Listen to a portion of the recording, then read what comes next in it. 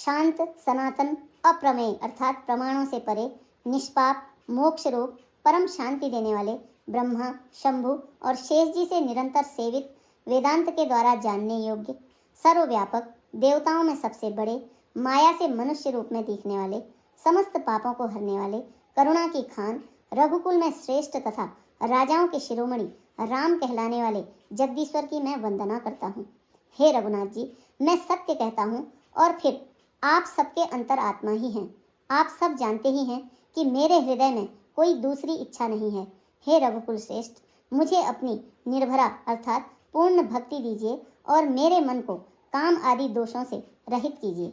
अतुल बल के धाम, सोने के पर्वत सुमेरु के समान कांति युक्त शरीर वाले, दैत्य रूपी वन को ध्वंस करने के लिए अग्नि रूप, ज्ञानियों में अग्रगण्य, संपूर्ण गुणों के निधान, वानरों के स्वामी श्री रघुनाथ जी के प्रिय भक्त पवन पुत्र हनुमान जी को मैं प्रणाम करता हूँ।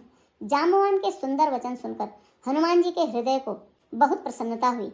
वे बोले, हे भाई, तुम लोग दुख सहकर, कंद मूल फल खाकर तब तक मेरी राह देखना जब तक मैं सीता जी को देखकर लौट ना आऊं। काम अवश्य होगा, क्योंकि मुझे बहुत ही हर्ष हो रहा है। यह कहकर और सबको मस्तक नवाकर तथा हृदय में श्री रघुनाथ जी को धारण करके हनुमान जी हर्षित होकर चले। समुद्र के तीर पर एक सुंदर पर्वत था। हनुमान जी खेल से ही अनायास ही कूदकर उसके ऊपर जा चढ़े और बार बार श्री रघुवीर जी का स्मरण करके अत्यंत बलवान हनुमान जी उस पर से बड़े वेग से उछले। जिस पर से वे उछले वह तुरंत ही पाताल में धंस गया।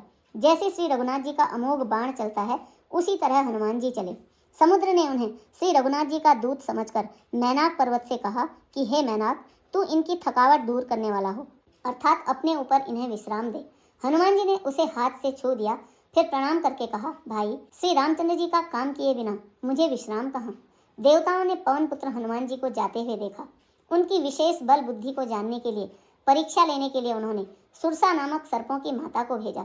उसने आकर हनुमान जी से यह बात कही, आज देवताओं ने मुझे भोजन दिया है। यह वचन सुनकर पवन कुमार हनुमान जी ने कहा, श्री राम जी का कार्य करके मैं लौट आऊं और सीता जी की खबर प्रभु को सुना दूं, तब मैं आकर तुम्हारे मुंह में घुस जाऊंगा और तुम मुझे खा लेना। हे माता, मैं सत्य कहता हूँ, अभी मुझे जाने दे। जब किसी भी उपाय से उसने नहीं जाने दिया, तब हनुमान जी ने कहा, तो ठीक है, तू मुझे खा ले। उसने योजन भर अर्थात 4 कोस बराबर मुंह फैलाया। तब हनुमान जी ने अपने शरीर को उससे दुगना बढ़ा लिया। उसने 16 योजन का मुख किया। हनुमान जी तुरंत ही 32 योजन के हो गए।